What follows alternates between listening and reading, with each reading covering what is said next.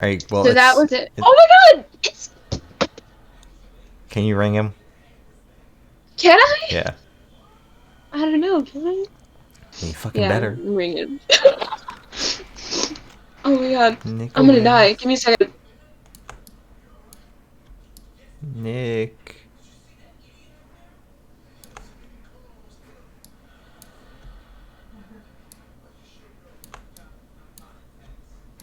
Is that Nick?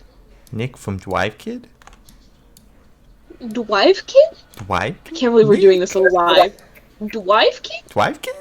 Hello, Hi, Nick. Dwive Kid. What's going on? Hi. Sorry, I wasn't practicing. No, why would you do that? That's Can you stupid. show us it? That's I stupid. don't know how to play guitar. Yeah. Oh. Practicing is It's stupid. I'm still learning. Yeah. Oh, yeah. Oh, So okay. you'll get there one day. It's okay. I mean, Glory likes to have all these people on the podcast that actually don't know how to play music anyway, so. Exactly. That's the team. No! So, I mean- Stop that! I mean, we talked like Stop last that. week, but how are you doing? Yeah. Doing alright. Alright. My life has in no way changed since I felt the that, last yeah. podcast. I guess, except I'm done with college now. Technically, I finished the schoolwork. Oh, nice. So, Very cool. Congrats. Congratulations. no. Yeah. Being on camera is weird. I don't know what to do with my hands. Yeah, I Welcome just to like- the club. Yeah. Yeah. We're all awkward here. That's why Drive Kid has one music video. Yeah. So yeah, before we get into what we actually brought you on here for, Oh my God. Ferris told us. Oh, what you actually brought me here Well, for? we brought you here to kill you. Oh my god. We're actually here to expose where you live, and then we're gonna kill you. Exactly. Okay. But our good friend Ferris told us that you were at the last ever Mike Hem performance before they broke up. I was, and I actually have a relic to show you from that. I'm gonna have to back up for a second. Oh my god. But that performance, that was Bamboozle 2012. Uh-huh. It's like maybe like a 5-minute walk. It was like the festival was like a 5-minute walk from where I live. Okay. And Oh wow. that's the shirt. Shit. That's the shirt. Whoa.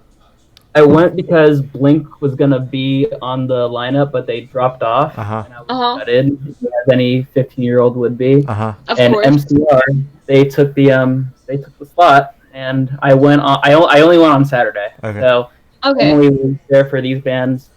Wow. Fun fact: the Foo Fighters came on last, Uh-huh. and after their set, like they got in a helicopter or something, and they went to Saturday Night Live, and they played Saturday Night Live right after like a 2-hour set at Bamboozle. That's iconic. Wow. Absolute legend. That is amazing. And Dave Imagine Grohl, having the energy.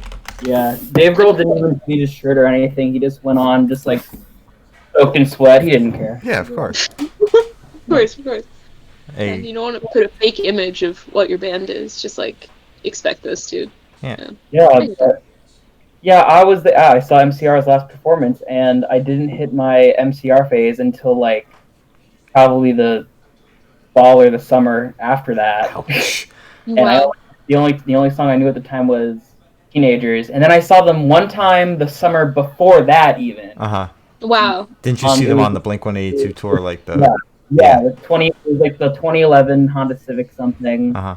With Manchester Orchestra, Blink, and an MCR, and I was like 13, and I couldn't have been happy. I have this big funny picture that I'll send you in the chat later, but I'm just like wearing the Blink shirt that's just way too big for me. I have like mop hair and like a backwards baseball cap. It's like Wow.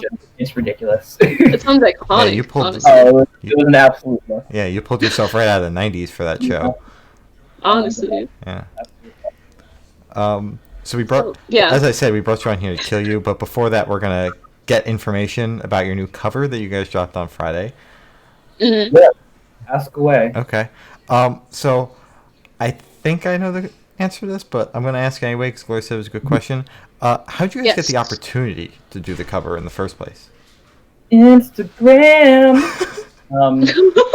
Yeah. No. So there's this guy. I think his name's Mike. I want to say his name's Mike. Mike, if you're listening to this, if your name's not Mike, I'm sorry, but yeah.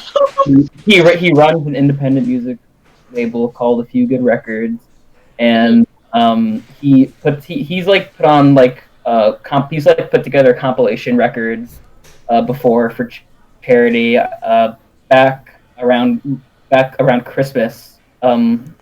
I was also on, yeah, my other band was on one of his compilations. Love Rose, like a punked up version of Little Saint Nick by the Beach Boys. Yeah. Yeah. That actually wound up being a pain because Marissa lives an hour south of me, and I live an hour south of where we went to record that. Uh-huh. So she would have to drive an hour to me, and then we'd carpool an hour to like Kearney or something. Oh my god. And yeah, and the other person who's in Love, Nikki, our guitar player, he like wound up being too busy. She couldn't make the sessions, and I wound up playing everything on that track. Damn. I played the bass and the drums and the guitar, and it was very cramped. It was fun. Uh-huh. It was very fun. The vocal booth was also a bathroom. Oh, nice. Oh. Yeah. But anyway, I mean, it was around that time that we had just finished up the Love Rose cover. I saw it was like November or something, and I saw that he had posted on his Instagram that he was looking to put together like this crazy big Wonder Years compilation. He was like looking to do. He wanted to cover like the upsides in full and then extras, and we got like it was like 30. I think it was like 39 bands or something that got together. But we shot him the I just shot him a message, be like, hey, like we love the Wonder Years. He'd totally be down to do this, and he was like, sure. Like, what song do you guys want to do? Uh-huh. At first, I mean, I was talking to Mark about it. He was like, oh, I don't listen to the Wonder Years that much. That's more like the rest of y'all's thing. You guys can pick whatever song.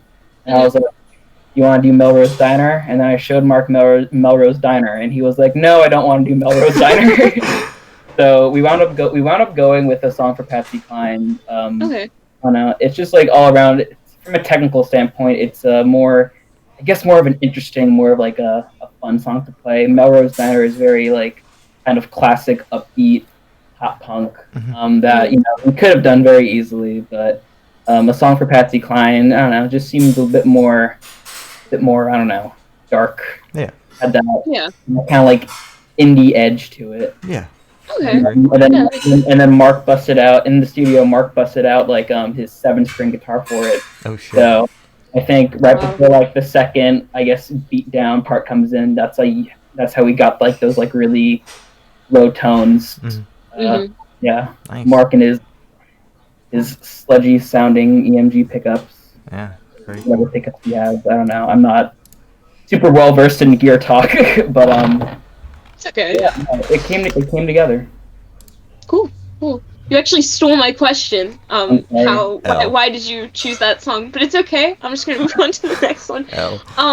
Will this song feature on your album that you're working on now? Do you think it might make an appearance on there? That's a good question. No, it won't. No? Okay. But I mean, it might be in the set at some point in the future. Okay. Definitely. Yeah, no, we're just kind of like, we're just really kind of just waiting for the quarantine stuff to end. I don't know if you guys have been keeping up with the news. Gloria, I know you're not in New Jersey. I think you're more south of us. I forget Virginia. where. Virginia. But I think it was as of like this past weekend or something, we hit like the 7-day mark for like a decline or whatever. Like the curve is like, it's like in new cases or something. Like the curve is finally starting to flatten, and it keeps going, I think, until Friday or Saturday. Then that's a really good sign. It means we might be able to open up soon. I obviously don't know when more than anyone else, but I mean, I feel it in my soul. I think we might be able to get into the studio maybe by July. Yeah, maybe sooner. That would be really great. We're all just like we've all been talking, and we're all sick of being at home. We miss getting in the studio. We're like, oh, we gotta do this, and this. As soon as it's safe, we're gonna all like have a big fun sleepover and record half the record. That's an exaggeration. I don't even think we rehearsed half the record yet, but Yeah, no, it's all gonna. I mean, it's all gonna fall into place when it's meant to. Mm-hmm. Yeah. I guess, but we do also. I mean, I guess just to like let you know what we have sort of planned. Mm-hmm. Actually, hold on. Let me before I like answer another question you have. Ask me another question. Oh, okay. And then please tell us more about that because I would love to learn. Okay. So how long did you guys work on the cover? Like how? On the cover, we got it. Actually, we got it all done in like one day. Oh, nice. Really? Which is very surprising considering we never get anything done in one day. Yeah. I think going back, like flashing back to the summer, I guess, well, the spring and the summer that we recorded "Enjoy Being."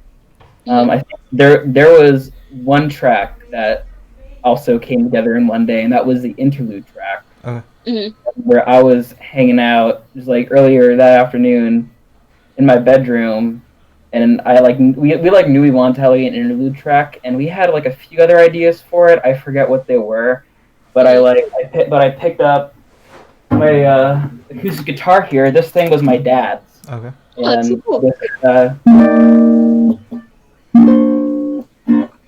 It's like those jazz chords. Mm-hmm.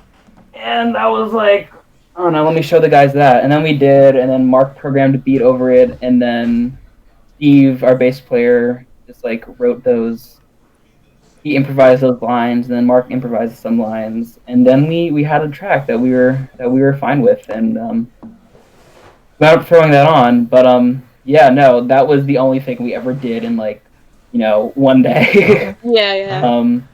But yeah, Patsy Cline wound up going pretty smoothly. Well, for the most part, there is this one actually really like stupid moment we had where I don't know, like I guess it's like sometimes when you listen to something so many times and you're trying to figure out how to play it, that you start like, at least for me, I start questioning myself, be like, wait, no, it's not like this, it's like this. But then there's no way that I was playing it turned out to be right.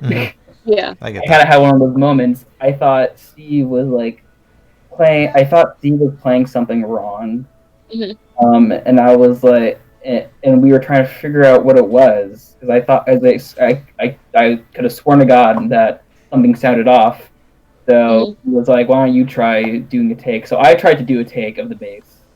And what I was doing wasn't sounding right, and then Mark was like, "Let me give a shot at it." So Mark tried to do the bass, and then while Mark was trying to figure out the bass, he has probably the best ear technically for like music and music theory that I've personally worked with. And I think we kind of found out, we realized, I was like, wait a minute, Steve was right. So it was like this whole 40-minute incursion of bullshit. And and then ultimately Steve, we just he was right, just threw back to Steve, and then it came together. And that was good. And we wound up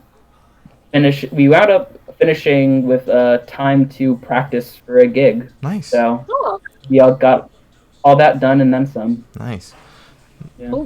Now I will say, okay, so I will say this: I listened to the original song, and you guys did the cover you guys did the song justice. I'm not just saying that because you're sitting in front of me. I wouldn't say it if I didn't believe it. So yeah, he wouldn't lie. I appreciate that. Yeah.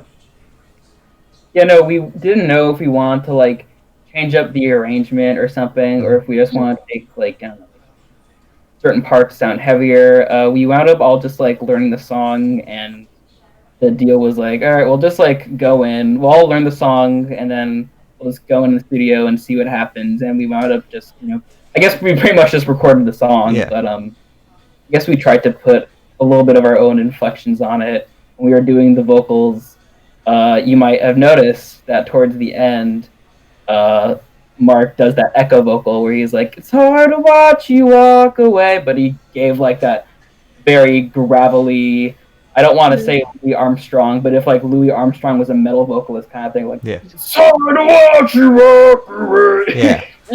Something. We remember when he did that, we were all pissing ourselves laughing. So stupid, but we were like, we love it. We have to keep it. So we did. All right. And, You mentioned that you had time to. This is like we're making this into like an actual like interview. I know this is supposed to be like short, but I actually have this question. Do what you have to do. So you said you had time to practice for a oh my gig. god, you just said the word. A gig? Yeah, a gig. When did you record this? Oh, we recorded this back in early February. I think it was the 9th. Oh, so it was that house show you played in February And then? we were practicing for a show that was on the 20th at a basement venue, which is like right around the corner from Rutgers, where Steve goes to school. And that was a really fun show. We're also this is gonna sound like I'm going to a tangent, but I promise it's like relevant to the show. We're all like pretty big fans of the Dillinger Escape Plan, which you guys haven't listened to, like a crazy mathcore band from Morristown and Jersey.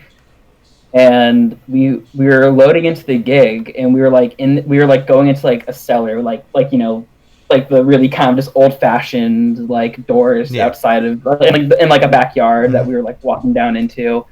Yeah. And we saw like this staircase with like someone like etched into, or someone wrote on it with like a marker. It said Dillinger Escape Plan 2809 or something, and we were all freaking out because like, holy crap, the Dillinger Escape Plan played here in 2009. And we actually found videos from it. It was crazy. The power kept cutting, and like the basement was packed. Damn. Which is like makes me like really anxious. So I was like, how do they not get the cops called up? Yeah.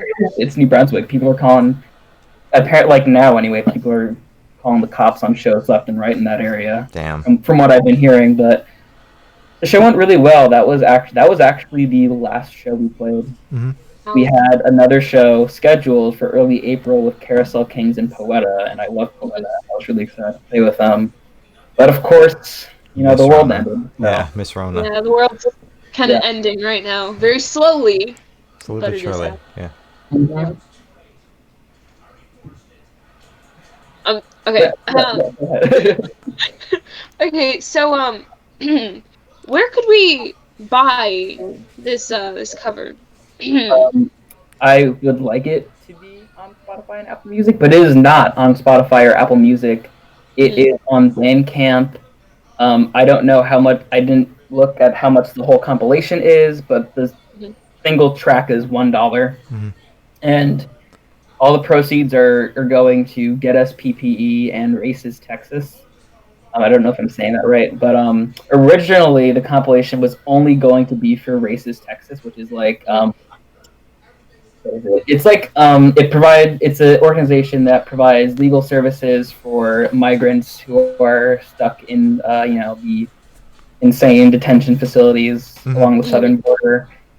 It's kind of aiming to bring justice to that. But then, of course, everything with COVID happened, and we were like, I mean, they were. I didn't have anything to do with it, but they decided to tack on the protective equipment organization on there, and we're just the proceeds just being split down the middle. Okay. So, awesome. Yeah, 50 cents goes to PPE. 50 cents goes to migrants who need legal services.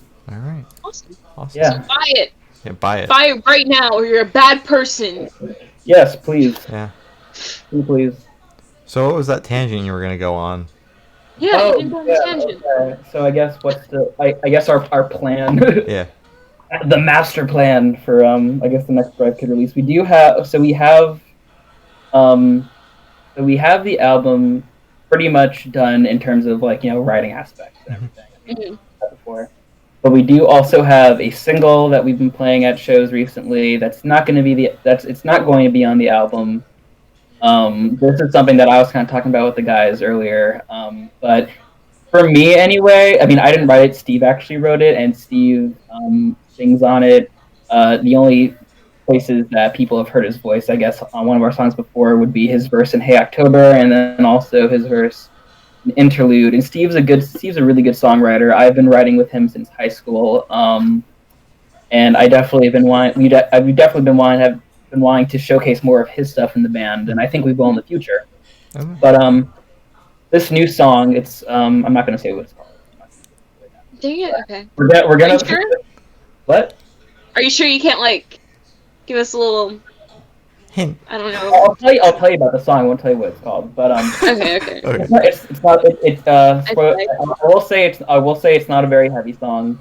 Okay. It's really catchy, and it's gonna be like a standalone single.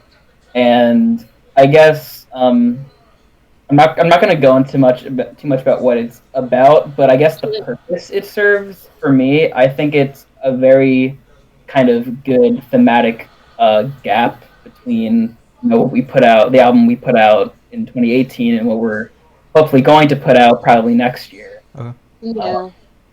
I think people are gonna, when we put out this next record, I think people are gonna hear, I guess, a lot of growth in songwriting, and just the styles we put out and the lyrics we write. I mean, Enjoy Being was really just like, our first record. Yeah. And we kind of went into it and being like, let's just record this.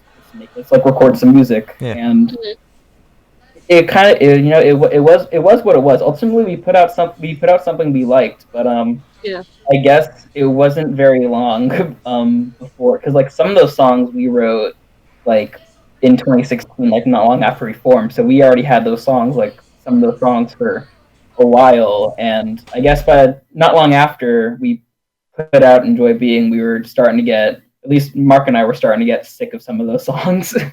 So we've been really itching to put out this new stuff, and I just look over the track listing like every now and then. I just like imagine what they sound like in my head. I want this to be out so badly. There's nothing else to be doing than recording this right now. I'm losing my mind. Soon, hopefully soon. Soon, please, God, please. Yeah. Yep. Please, for the love of God. Yeah. Yeah. So that's all the questions we have. Yep. Cool. All right. So thanks for staying with us. It's always fun. Thank you for having me on. Yeah. It's always a pleasure. Yep. I'm sure whenever Drive Kid finally does put something out, we'd love to have you guys on again. Awesome. Definitely. Yeah. Or we'll try and get the others on. all right. Yeah, that would be fun. Yeah. I don't know if they have Discords, but I'll make them get Discords. Perfect. Yes. Yes. Force them. I will. Yep. All right. So. Gracias. All right. Adios. De nada. All right. So that was Nick Look at us. from Drive Spanish bilingual podcast. Yeah. Look at us go. Kid. Yep. That was Nick from Drive Kid. He's a good friend of ours. We love sitting down with him. Always. He's a great guy.